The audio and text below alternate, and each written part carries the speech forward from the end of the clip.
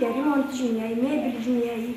Это же такая возня, такие затраты у людей. Крик души, к которому привела халатность застройщика. Шестиэтажный дом по Кулиева 7 в Магасе признан аварийным еще в 2018 году по итогам проверки Следственного комитета России по СК-ФО. С тех пор жильцы в ожидании переселения. Многоэтажку возвела строительная компания «Ингстрой». Жилой объект, по оценке экспертной комиссии, не соответствует требованиям норм и правил строительства. Подрядчик использовал некачественный стройматериал. В итоге стены местами начали трескаться. За государственные средства вот этот вопрос решить не получается, как я уже повторюсь. Программу уже закрыли. Сейчас нужно экономически решать этот вопрос. В настоящее время этот вопрос находится на контроле у главы республики, у меня, у Министерства строительства. Проведены ряд встреч с инвесторами. Нужно и снести этот дом, потому что он аварийный. А там, как правило, почти, скажем так, вторая часть от строительства дома затрачивается только на снос. Властями региона было принято решение о строительстве новой многоэтажки. На это понадобится более 800 миллионов рублей, 200 из которых, по предварительной оценке, придется потратить только на снос здания. Бюджет региона эти затраты в существующих реалиях не осилит. В ближайшие 2 года, по оценкам экспертов, жильцы могут проживать в доме без угрозы для жизни. Но, со слов мэра Зейта Арцханова, вопрос переселения не затянется даже на этот срок. Глава республики достиг договоренности с потенциальным инвестором, который возьмет эти расходы на себя. Глава лично встречался уже с 2 инвесторами. Скажем так, переговоры прошли успешно. Они сейчас просто математику там сверяют.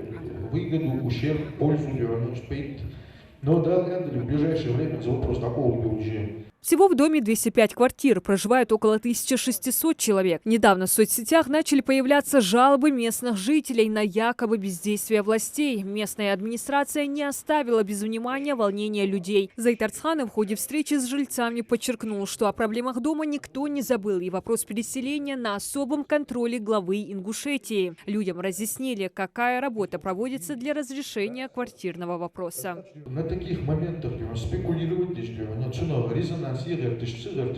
Если мы, сообща вот эти проблемы, будем действительно решать, это одно дело. А если мы будем искать виноватого, да, кто в этом виноват? Ну, слушайте, ни я, ни глава точно в этом не виноваты. Мы вообще сюда пришли, он уже в 2018 году аварийный был.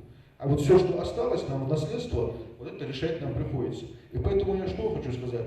Ни общество, ни власть не должны искать виноватого, не должны пытаться на кого-то свалить то, что в свое время и те упустили. Жалуются жильцы не только на некачественную постройку, но и на отсутствие условий для детей. Во дворе нет детских площадок, сломанные лавочки, демонтированные урны. Многие годы люди вынуждены проживать в таких условиях. Также во дворе дома расположен частный детский сад, который занимает огромную площадь. Жители считают его расположение там недопустимым. В середине этого дома стоит этот гроб.